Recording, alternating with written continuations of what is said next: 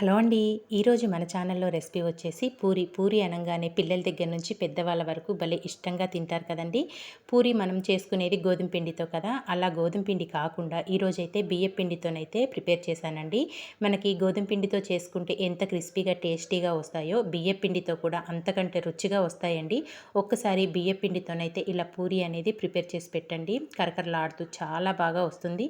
మనం చేసుకున్న ప్రతి పూరి కూడా పొంగుతూనే వస్తుందండి. తప్పకుండా ఒకసారి బియ్యపు పిండితోని ఇలా పూరి అనేది ప్రిపేర్ చేయండి. మరి మీరు ట్రై చేయాలి అంటే ఫుల్ వీడియో కావాలి కదా! ఫుల్ వీడియో అయితే మన ఛానల్లో పోస్ట్ చేశాను. తప్పకుండా మీరు వాచ్ చేసి ట్రై చేశాక ఎలా వచ్చిందో ఒక చిన్న కామెంట్ అయితే చేసేయండి. ఇలా బియ్యపు పిండితో పూరి చేసుకొని శనగపిండి అలాగే ఆలుతోనైతే కర్రీ అనేది ప్రిపేర్ చేశానండి. ఈ 2 కాంబినేషన్ అయితే సూపర్‌గా ఉంటుంది. మరి ఇంకెందుకు ఆలస్యం, తప్పకుండా మీరైతే ఒక్కసారి ఈ విధంగా ట్రై చేయండి. పూరి అనేది చూస్తున్నారు కదా ఎలా పొంగుతూ ఎంత బాగా వచ్చిందో. మరి ఇంకెందుకు ఆలస్యం, తప్పకుండా ట్రై చేయండి. ట్రై చేశాక ఎలా వచ్చిందో కామెంట్ చేయడం మాత్రం మర్చిపోవద్దు. ఇలాంటి మంచి మంచి వీడియోస్ కోసం వెంటనే మరి మన ఛానల్ని సబ్స్క్రైబ్ చేసుకోండి ఫ్రెండ్స్. వీడియో నచ్చితే మీ ఫ్రెండ్స్కి, రిలేటివ్స్ కూడా షేర్ చేసేయండి. థ్యాంక్ యూ ఫర్ వాచింగ్ అండి. Bye bye.